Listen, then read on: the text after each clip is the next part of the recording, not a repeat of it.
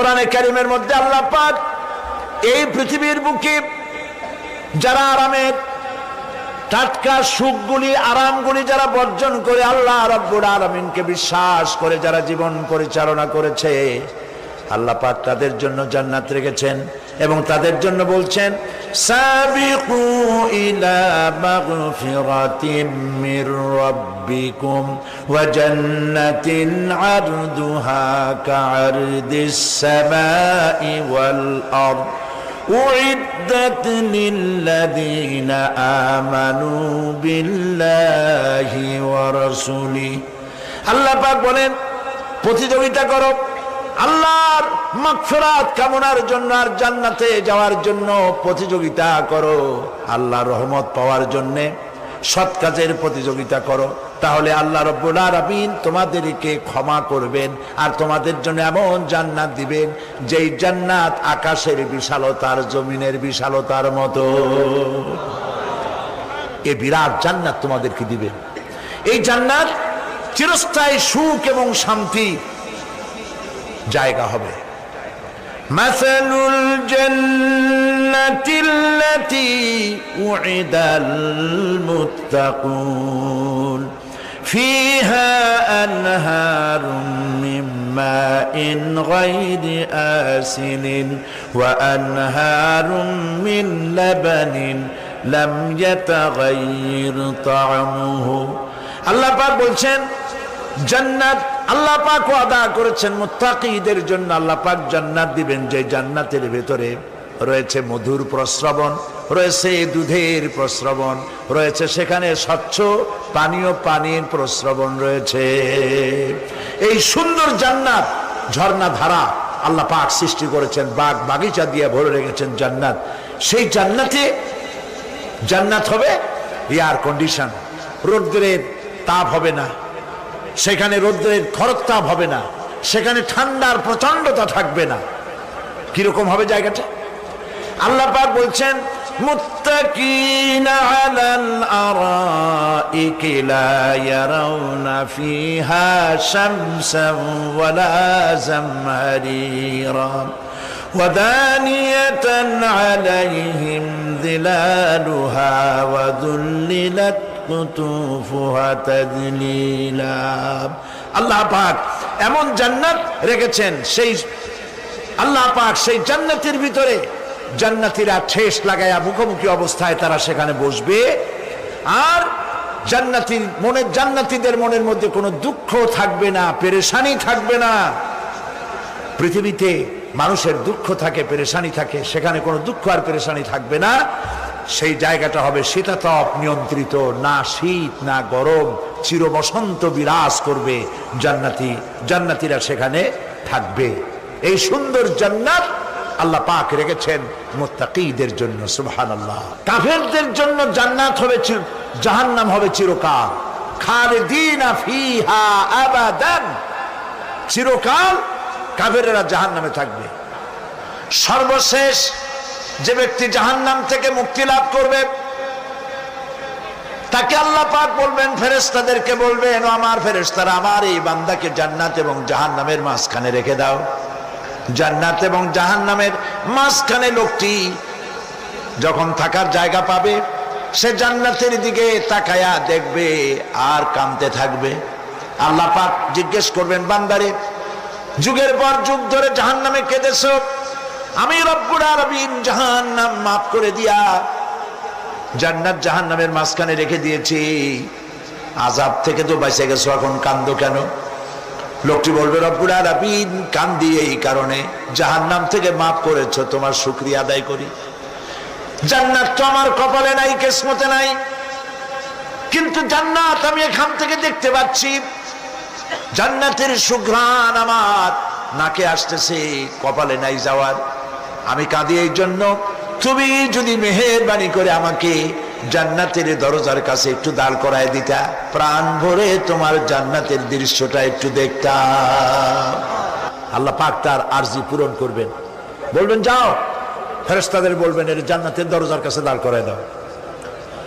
জান্নাতের দরজার কাছে দাঁড়িয়ে লোকটি আবার কান্না শুরু করবেন। আল্লাহ পাক প্রশ্ন করবেন, এবার কান্দো কেন? লোকটি বলবে রব্বুল আলামিন কান্দি এই কারণে জান্নাতের এই দরজায় দাঁড়ায়া, জান্নাতের অফুরন্ত নেয়ামত কিছুই ভালো করে দেখা যায় না, শুধু অল্প জায়গা দেখি।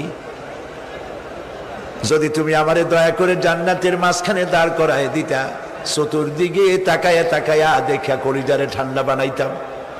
তবে আমি ওয়াদা করি জান্নাতের কোনো নাজ নেয়ামত, কোনো ফল আমি খাবো না, ধরবো না, সইব না। একটুখানি মেহেরবানি করে মাঝখানে দাঁড় করাইয়া দাও, জান্নারে ঠান্ডা করি। আল্লাহ রাব্বুল আলামিন ফেরেশতাদের বলবেন আমার এই বান্দারে জান্নাতের মাঝখানে দাঁড় করাইয়া দে। আল্লাহর নবী বলেন জান্নাতের মাঝখানে দাঁড়িয়ে লোকটি আগের চাইতে আরো জোরে চিৎকার মেরে কাঁদতে থাকবে। আল্লাহ পাক বলবেন বান্দারে কি হলো তোর? দরজার কাছে আসতে চাইছিলে, আইনা দিলাম। আবার এবার মাঝখানে আসতে চাইছো, তাও এনে দিয়েছি। আবার কান্দো কেন? লোকটি বলবে রব্বুল আলামিন এবার কান্দি এই জন্যে তুমি যখন দয়া করে একটিবার জান্নাতের মাঝখানে এনে আমাকে দাঁড় করায় দিয়েছো, তুমি রহমান রহিম গফুরুর রহিম, এই জান্নাত থেকে আবার আর বাইর করে দিও না। আল্লাহ রাব্বুল আলামিন বলবেন ও আমার বান্দারে, আমার এই জান্নাত তোর খুব পছন্দ হয়েছে নাকি? লোকটি বলবে রব্বুল আলামিন কলিজা ঠান্ডা হয়ে গেছে, ভাবতেও পারি নাই জান্নাত এত সুন্দর। আল্লাহ পাক বলবেন বান্দারে এরকম একটি নয়, দুইটা নয়, তোর জন্য আমি 10টা জান্নাতে এরকম রিজার্ভ করে রাখছি। সুবহানাল্লাহ। আল্লাহ পাককে ভয় করে পৃথিবীর সমস্ত পাপ থেকে যারা নিজেকে রক্ষা করবে আল্লাহ তাদের জন্য এই জান্নাত রেখে দিয়েছেন। সুবহানাল্লাহ। সেই জান্নাতের রিসিপশন আপনারা আন্দাজ করতে পারবেন না। রিসিপশন কারে কয়? কি এর প্রধানমন্ত্রী আর প্রেসিডেন্ট 4-5টা পুলিশ আর আর্মি এসে একটা ফট করে সেলুট মারলো, বাস শেষ হয়ে গেল, এরকম না। জান্নাতীদেরকে রিসিপশন দেওয়া হবে। জান্নাতীরা যখন আল্লাহর হুকুমে জান্নাতের দিকে যেতে লাগবে, আর যখন জান্নাতের কাছে চলে যাবে আল্লাহ রাব্বুল আলামিন শোনায় দিচ্ছেন হাত্তা ইযা জাউহা ফুতিহাত আবওয়াবুহা ওয়া ক্বালা লাহুম খাজানাতুহা সালামুন আলাইকুম তিবতুম ফাদখুলুহা খালিদিন। সুবহানাল্লাহ। জান্নাতীরা যখন জান্নাতে প্রবেশ করার দরজার মুখোমুখি হবে, দ্বার রক্ষীগণ তখন বলবে সালামুন আলাইকুম, আল্লাহর শান্তি তোমাদের উপরে বর্ষিত হোক। সুবহানাল্লাহ। দুনিয়ার টাটকা টাটকা সুখগুলি 2 পা দিয়ে ঠেলে দিয়েছো, টাটকা সুখগুলি গ্রহণ করো নাই, হারাম খাও নাই, আল্লাহর দ্বীন কায়েমের জন্য রক্ত দিয়েছো, জীবন দিয়েছো, কষ্ট করেছো, আল্লাহকে ভয় করেছো। আমাদের সালাম গ্রহণ করো, জান্নাতের মধ্যে ঢুকে যাও চিরকালের জন্য। সুবহানাল্লাহ। আর বাইরে হওয়া লাগবে না, চিরকাল এই জান্নাতের মধ্যে তোমরা বসবাস করতে পারবে। আল্লাহ রাব্বুল আলামিনের ফেরেশতারা বলে দিবেন। জান্নাতের মধ্যে আল্লাহ পাক হুরদের সঙ্গে জান্নাতীদের বিয়ের ব্যবস্থা করে দিবেন। কোরআনে কারিমে আল্লাহ পাক বলেন মুত্তাকিনা আলা সুরুজিম মাসফুফাতিন ওয়া যাওয়াজনাহুম বিহুরিন ঈন। সামনাসামনি ভাবে সাজানো সারি সারি আসন সমূহের উপর তারা ঠেস লাগায় বসে থাকবে, আর আল্লাহ রাব্বুল আলামিন হুরদের সাথে জান্নাতীদের বিয়ের ব্যবস্থা করে দিবেন। যেসব হুরের সঙ্গে বিয়ে হবে তাদের আল্লাহ পাক বিবরণ দিচ্ছেন কি রকম হবে তারা। লাম ইয়াতমিসহুন্না ইনসুন ওয়ালা জান। এর পূর্বে জিন এবং ইনসান এদেরকে কেউ স্পর্শ করে নাই। কি রকম তারা? কান্নাহুন্নাল ইয়াকুতু ওয়াল মারজান। যেমন ঝিনুকের ভিতরে মণিমুক্তা থাকে, এইভাবে আল্লাহ পাক তাদেরকে পবিত্র করে রেখে দিয়েছেন। আমার প্রিয় ভাইরা, আল্লাহ রাব্বুল আলামিন কোরআনে কারীমের ভিতরে বলেছেন, ফাবিআইয়ি আলা'i রাব্বিকুমা তুকাযযিবান। জান্নাত দান করে আল্লাহ পাক এবার জান্নাতীদেরকে সম্বোধন করে বলবেন, ইয়া ইবাদি লা খাউফুন আলাইকুমুল ইয়াওমা ওয়ালা আনতুম তাহজানুন। হে আমার বান্দারা, লা খাউফুন আলাইকুমুল ইয়াওম, আজ আর কোনো ভয় নাই। সুবহানাল্লাহ, সুবহানাল্লাহ। আজ আর কোনো ভয় নাই, কোনো চিন্তাও নাই, আরামে এই জান্নাতের মধ্যে বসবাস করো। এরপরে আল্লাহ পাক জিজ্ঞেস করবেন, ও আমার জান্নাতীরা, আমি যেসব ওয়াদা করছিলাম আমার ওয়াদা মোতাবেক সমস্ত নিয়ামত পেয়েছো? তারা বলবে, হ্যাঁ পেয়েছি, সব নিয়ামত আপনার ওয়াদা মোতাবেক সব পেয়েছি। আল্লাহ রাব্বুল আলামিন বলবেন, সব পাও নাই, ওয়ালাদাইনা মাজিদ, আমার কাছে আরো বেশি আছে।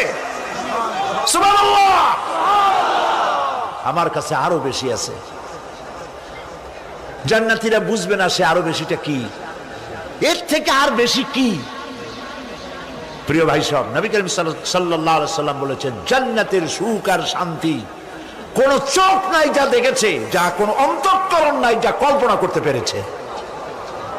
এই জান্নাত মুত্তাকিদের জন্য আল্লাহ রাখছেন। সুবহানাল্লাহ। জান্নাতীরা ভাবতেও পারবে না সেই নিয়ামতগুলি কি। প্রিয় ভাই সব, সেই মুহূর্তে আল্লাহর নবী মুহাম্মদুর রাসূলুল্লাহ সাল্লাল্লাহু আলাইহি ওয়াসাল্লাম বলবেন, রব্বুল আলামিন, আমার উম্মতেরা জান্নাতীরা বুঝতে পারে নাই আপনার কাছে কি নিয়ামত আরো বেশি আছে। আমার এই উম্মতেরা জান্নাতীরা আপনার ওয়াদা মোতাবেক সব পেয়েছে, কিন্তু একটি জিনিস এখনো তাদের কিসমতে হয় নাই। সেই জিনিসটা হলো, যারা তার রবকে না দেখে শুধু কোরআন আর হাদিসের কথা শুনে আরবের ঘুম হারাম করে তাহাজ্জুদের নামাজ আদায় করেছিল, চোখের পানি ফেলেছিল, যারা জান্নাত দেখে নাই, জাহান্নাম দেখে নাই, আপনাকে ভয় করে যারা জীবন পরিচালনা করেছিল, যারা আপনাকে দেখে নাই, না দেখে শুধু কোরআন হাদিস বিশ্বাস করে যারা অকাতরে নিজেদের জীবন বিলায় দিয়েছিল, এই জান্নাতীরা এখন পর্যন্ত তার রবকে দেখতে পারে নাই। আল্লাহ রাব্বুল আলামিন তার সামনে থেকে ৭০,০০০ পর্দা সরে যাবে। আল্লাহ পাক বান্দাদের আরজি পুরা করার জন্য জান্নাতীদের সামনে তিনি জালোয়া ফরোজ হবে। কোরআন শরীফের ভিতরে আল্লাহ পাক বলেন, জান্নাতীরা তারা আল্লাহর দিকে, জান্নাতীরা তার রবের দিকে তাকিয়ে থাকবে, আর রব তার বান্দাদের দিকে তাকায়া থাকবে। প্রাণ ভরে জান্নাতীরা রবকে দেখবে। সুবহানাল্লাহ, আল্লাহ পাককে দেখবে। প্রাণ খুলে আজ দোয়া করি, রব্বুল আলামিন, জান্নাতের যেই পরিবেশে, যেই জায়গায় তুমি দয়া করে তোমার গোলামদেরকে তুমি নিজেই দর্শন দিবে, দেখা দিবে। মনিব গো, ও আমাদের রব, আজ এই বিশাল জনসমুদ্র নিয়ে তোমার দরবারে আবেগ ভরা কণ্ঠে বলি, যেই অনুষ্ঠানটি তুমি এমন মুবারক অনুষ্ঠান করবে যেখানে তুমি জান্নাতীদেরকে দেখা দিবে, ওই জান্নাতের কোনো একটি, ওই অনুষ্ঠানের কোনো একটি কোনায় কানায় আমাদেরকেও দাঁড় করাইয়া দেখার তৌফিক। প্রিয় ভাই সব, আল্লাহ রাব্বুল আলামিন মানুষের সামনে এত সব নিয়ামত রেখেছেন, এই জান্নাত দান করবেন। এরপরে আল্লাহ রাব্বুল আলামিন কোরআনে কারীমের মধ্যে বলেছেন, রব্বিস সামাওয়াতি ওয়াল আরদি ওয়া মা বাইনাহুমার রাহমানি লা ইয়ামলিকুনা মিনহু খিতাবা। এসব পুরস্কার রয়েছে তোমাদের সেই রবের পক্ষ থেকে যিনি আকাশ আর জমিনের মালিক। সুবহানাল্লাহ বলবেন না? যার সামনে কথা বলার ক্ষমতা কারো হবে না। এটি একটি মারাত্মক কথা। কিয়ামতের দিন আল্লাহর দরবারে কেউ কথা বলতে পারবে না আল্লাহর নির্দেশ ছাড়া। একটি আকীদা পরিষ্কার করে নিয়ে যান আপনাদের। সে আকীদাটা এভাবে পরিষ্কার করুন, কোন পীর সাহেব, কোন খাজা বাবা, কোন মাওলানা, কোন মুহাদ্দিস, কোন বুজুর্গ আপনাকে সুপারিশ করতে পারবে না যদি না আল্লাহ পাক তাকে কথা বলার তৌফিক না দেন। মনে থাকবে এটা। আয়াতুল কুরসির ভিতরে আমরা পড়ি, মান যাল্লাযী ইয়াশফাউ ইনদাহু ইল্লা বিইযনিহি। আল্লাহ পাক বলেছেন কিয়ামতের দিন আল্লাহর দরবারে কার সাহস আছে কথা বলতে পারে? মান যাল্লাযী ইয়াশফাউ ইনদাহু ইল্লা বিইযনিহি। আল্লাহর অর্ডার ছাড়া, হুকুম ছাড়া আল্লাহর সামনে কথা বলার সেদিন কেউ থাকবে না। সুবহানাল্লাহ। কেউ কথা বলতে পারবে না। সুপারিশ করতে হবে আল্লাহ যারে বলেন তুমি করো, অমুকের জন্য করো, সেই ব্যক্তি শুধু তার জন্যই করতে পারবে, আর কেউ কথা বলতে পারবে না। সেই কঠিন হাসরের ময়দান, যেদিন শুধুমাত্র আল্লাহ পাক কথা বলবেন, আর যারে বলতে বলবেন সেই কেবলমাত্র বলতে পারবে। সুপারিশ এটি আল্লাহ পাক কিয়ামতে পারমিশন দিলে বলা যাবে। হযরত ইব্রাহিম আলাইহিস সালাম কিয়ামতের দিন তার নিজের পিতা সম্পর্কে সুপারিশ করবেন। রব্বুল আলামিন, আমার আব্বার জন্য সুপারিশ করতেছি, মেহেরবানি করে জাহান্নাম থেকে তারে আপনি রক্ষা করুন। আল্লাহ রব্বুল আলামিন বলবেন, ইব্রাহিম তোমার সুপারিশ মঞ্জুর হবে না। প্রিয় ভাই সব, একটু মাথা খাটান, চিন্তা করেন। জাতির পিতা কে? জাতির পিতা চিল্লায় বলুন, কলিজা সাফ করে ফেলুন। মুসলমানদের জাতির পিতা হাফিজ আবি কেউ হতে পারে না।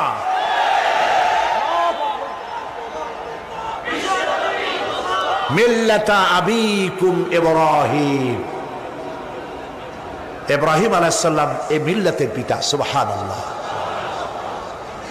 হযরত ইব্রাহিম আলাইহিস সালাম কিয়ামতের দিন বলবেন, আল্লাহ আমার আব্বার জন্য সুপারিশ করছি। আল্লাহ পাক বলবেন মঞ্জুর হবে না। আজর তোমার পিতা হতে পারে, কিন্তু আমার খলিলকে আগুনে ফেলার জন্য নমরুদকে সে সহযোগিতা করেছে, আমি তোমার পিতাকে ক্ষমা করব না। নবী করিম সাল্লাল্লাহু আলাইহি সাল্লামকে সাহাবায়ে কেরাম জিজ্ঞেস করেছেন, হে রাসূল, আপনার আব্বা এবং আম্মার অবস্থা কি হবে? নবী করিম সাল্লাল্লাহু আলাইহি সাল্লাম কেঁদে ফেলেছেন, সব বলেছেন, আমি তাদের কোনো উপকারে আসব না। আল্লাহু আকবার। আপনি মনে করছেন নাকি যে ইয়া নবী সালাম আলাইকা বলি অমনি নবী সুপারিশ পাবেন? এত সহজ। কতগুলো রসগোল্লা খাইলেন আর বড় একটা মিছিল করলেন আর অমনি চলে যাবেন? পৃথিবীর সব মানুষ, সাহাবায়ে কেরাম বাদ দেন, পৃথিবীর সমস্ত মানুষ একত্রিত হয়ে আবু তালেব রাসূলুল্লাহকে যে ভালোবেসেছেন, ওর 1000 ভাগের 1 ভাগও সারা দুনিয়ার মানুষ রাসূলুল্লাহকেই ভালোবাসতে পারবে? পারবে?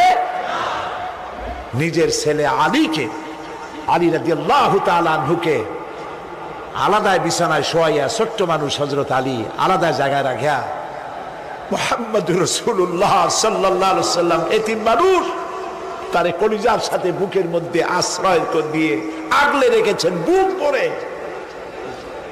সেই আবু তালেব মৃত্যুর সময় নবী করিম সাল্লাল্লাহু আলাইহি ওয়াসাল্লাম বলেছিলেন, চাচা একটি বার আমার কানে তাওহীদের কালেমা শোনায় দেন।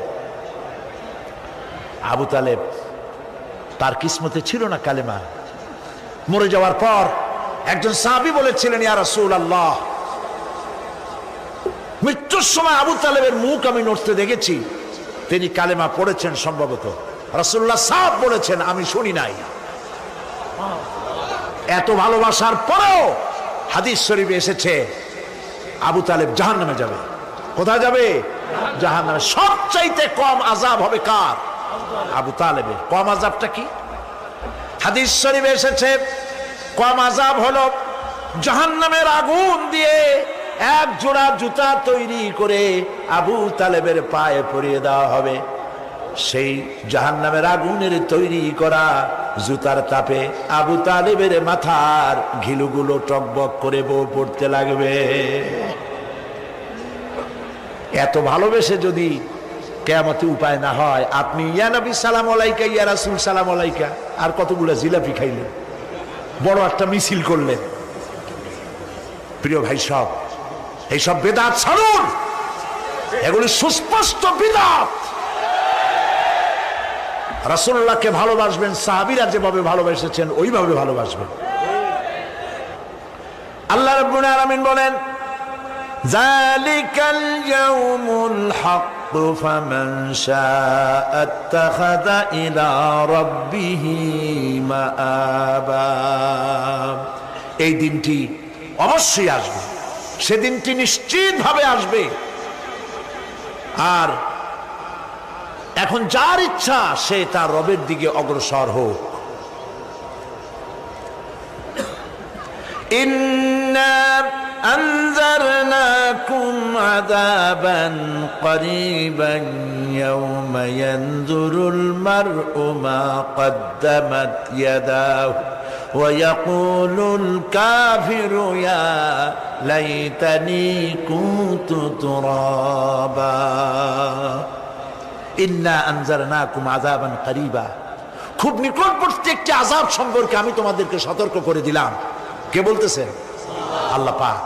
লক্ষ্য করুন আল্লাহ কি বলছেন, খুব নিকটবর্তী একটি কঠিন শাস্তি, আযাব অর্থাৎ কিয়ামত, এ সম্পর্কে আমি তোমাদেরকে সতর্ক করে দিলাম। ইয়াউমা ইয়ানজুরুল মার'উ মা কদ্দামাত ইয়াদা, সেদিন প্রত্যেকটি লোক যা সে পাঠিয়ে দিয়েছিল এখানে, অর্থাৎ যা করেছিল সেগুলি সে দেখতে পাবে। আর তখন ওয়ায়াকুলুল কাফিরু ইয়া লাইতানি কুনতু তুরাবা। সেই কিয়ামতের ময়দানে অবস্থা দেখে কাফেররা বলবে, আহারে মানুষ না হইয়া যদি মাটি হইয়া যেতাম, যদি মাটি হতাম, যদি মানুষ না হয়ে না জন্মতাম, আজ এই হাসরের ময়দানে এইখানে এই বিচারের মুখোমুখি হতাম না, মাটি হইলে বরং অনেক ভালো হতো। এই পৃথিবীতে আমরা এসেছি, চলে যাব, যাওয়ার আগে এই কোরআন একটি বিশাল জনগোষ্ঠী এমন বানাতে চেয়েছে যে জনগোষ্ঠী এই কোরআন দিয়ে একটি বিশাল সমাজ গড়বে, রাষ্ট্র গড়বে, এমন রাষ্ট্র গড়বে যেই রাষ্ট্রে দুঃখ থাকবে না, অশান্তি থাকবে না, যেখানে সুখ থাকবে, সমৃদ্ধি থাকবে, আর কিয়ামতের দিন আল্লাহর জান্নাতে তারা চলে যাবে। তেমন একটি সমাজকে আমরা চাই। সবাই বলেন সেরকম একটি সমাজকে আমরা চাই। প্রিয় ভাই সব, কিয়ামতের দিন আমরা যেতে চাই জান্নাতে। কোথায় যেতে চাই বলেন? জোরে বলেন। এই জান্নাতে যাওয়ার জন্য দুইটা কাজ করতে হবে। কয়টা কাজ?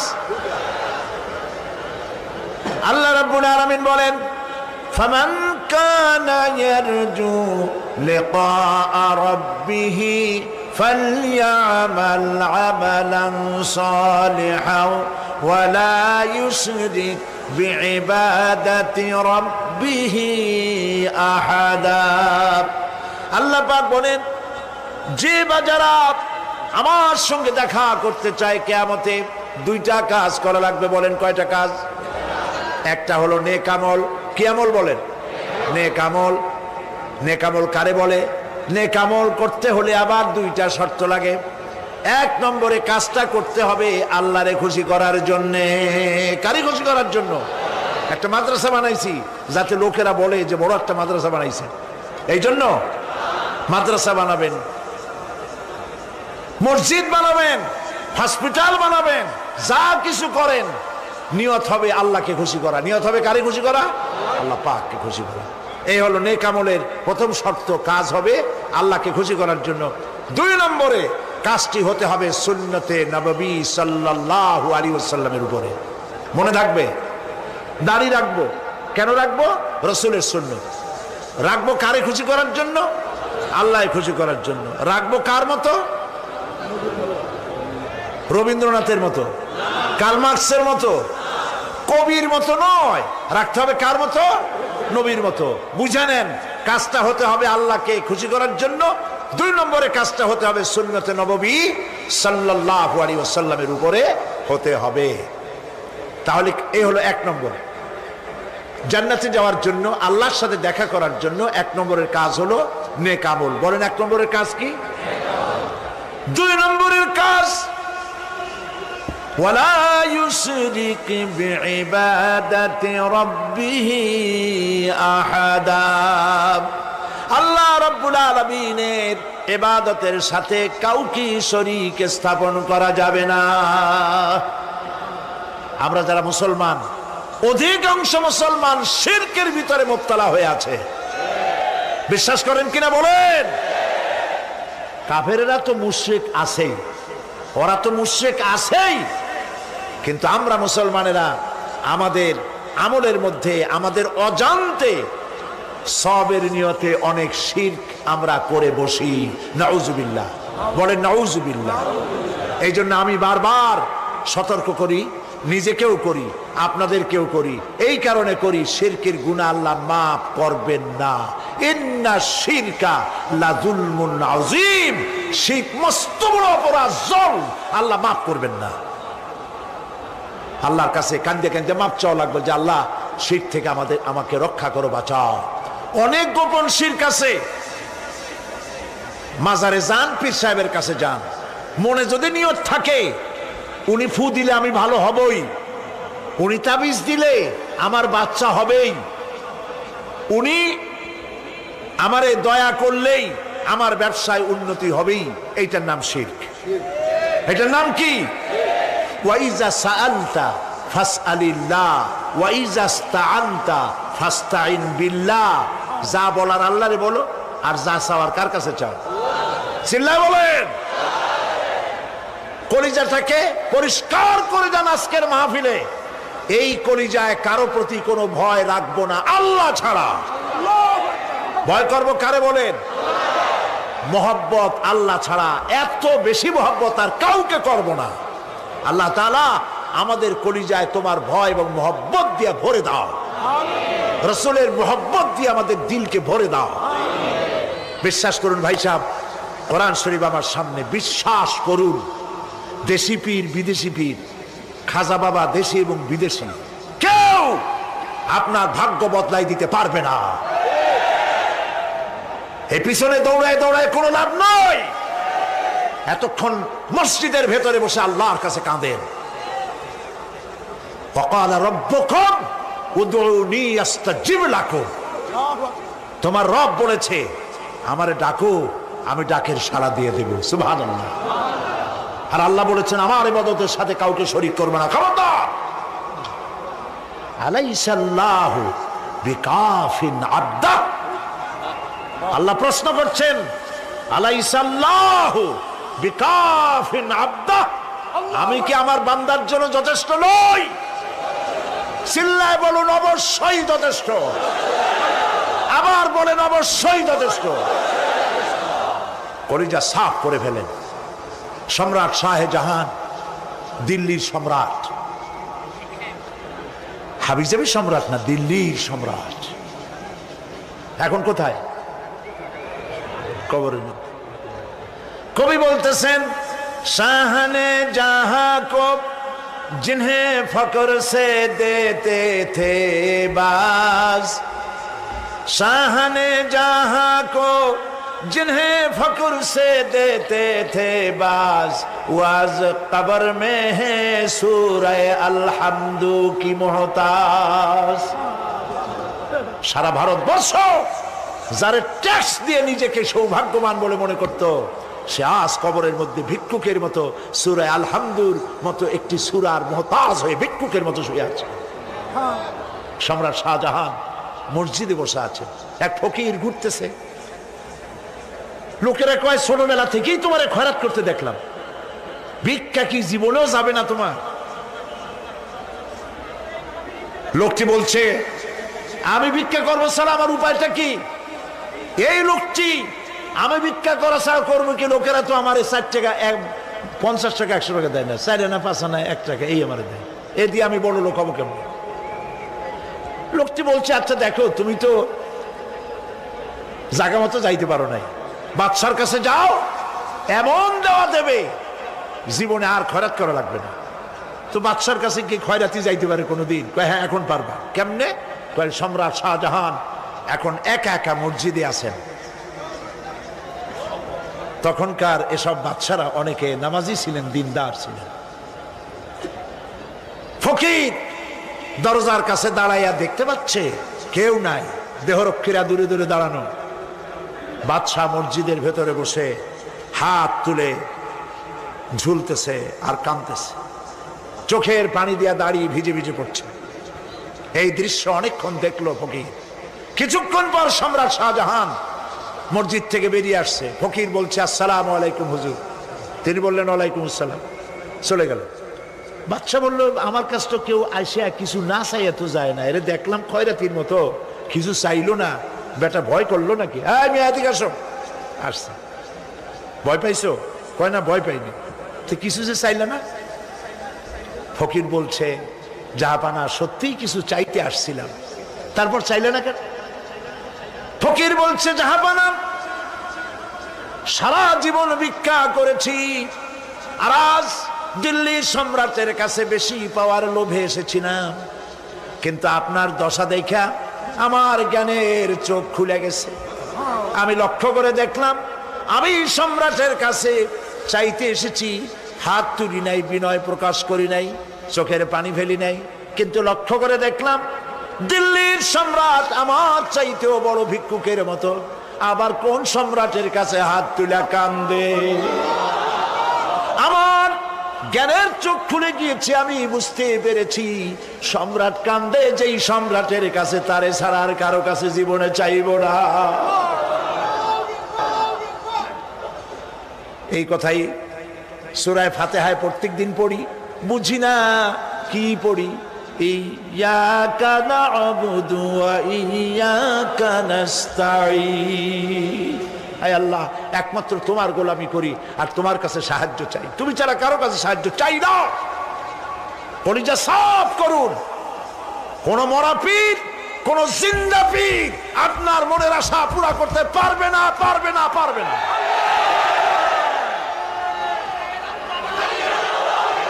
আর আজ থেকে কোন মাজারে টাকা দিবেন না, পয়সা দিবেন না, আগরবাতি দিবেন না, মোমবাতি দিবেন না, গোলাপ পানি দিবেন না। কারা কারা দিবেন না হাত উঁচু করে দেখা। সুবহানাল্লাহ, আলহামদুলিল্লাহ, লা ইলাহা ইল্লাল্লাহ। সুবহানাল্লাহ, আলহামদুলিল্লাহ, লা ইলাহা ইল্লাল্লাহ। সুবহানাল্লাহ,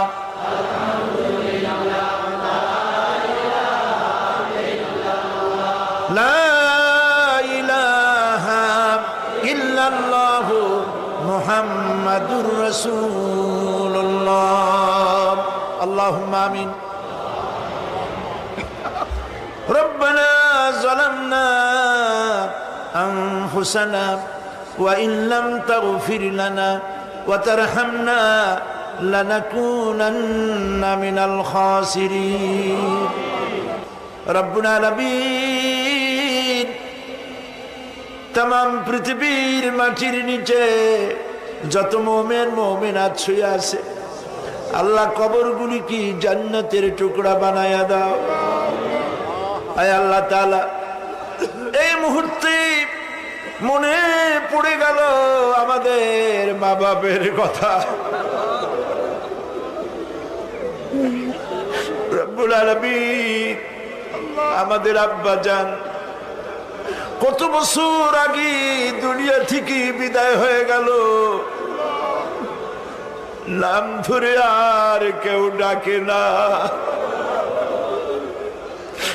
কত কষ্ট করেছে, ধান বিক্রি করে, সুপারি বিক্রি করে নিজের পেটে না দিয়া নিজের ভালো জামা না বানাইয়া আমাদের লেখাপড়া শিখাইছে, বাড়িঘর বানালো, আর একদিন তোমার ডাকে সাড়া দিয়া চলে গেল। যুগের পরে যুগ চলে গেল, বাপের মুখ আর দেখি না। আল্লাহ তাআলা আমাদের আব্বাজান যাদের দুনিয়া থেকে বিদায় হয়ে গেছে, কবরটাকে বেহেশত বানায়। তুমি সম্রাটের সম্রাট, তুমি রাজাধিরাজ, তোমার মহব্বত ছাড়া কোনো মহব্বত যেন কলিজায় থাকে না মাবুদ। তোমাকে ছাড়া কাউকে যেন ভয় করি না মাবুদ। সারা জীবন শিরক আর বিদআত থেকে আমাদের তুমি বাঁচাও আল্লাহ। তোমার জাহান্নামকে আমরা ভয় পাই। আল্লাহুম্মা আজিরনা মিনান নার, আল্লাহুম্মা আজিরনা মিনান নার, আল্লাহুম্মা আজিরনা মিনান নার। রব্বানা তাকাব্বাল মিন্না ইন্নাকা আনতাস সামিউল আলিম ওয়া তুব আলাইনা ইন্নাকা আনতাত তাওয়াবুর রহিম। সুবহানা রাব্বিকা রাব্বিল ইজ্জাতি আম্মা ইয়াসিফুন ওয়া সালামুন আলাল মুরসালিন ওয়ালহামদুলিল্লাহি রাব্বিল আলামিন। ওয়াজআল আখিরা কালামিনা ইনদাল মাউত লা ইলাহা ইল্লাল্লাহু মুহাম্মাদুর রাসূলুল্লাহ।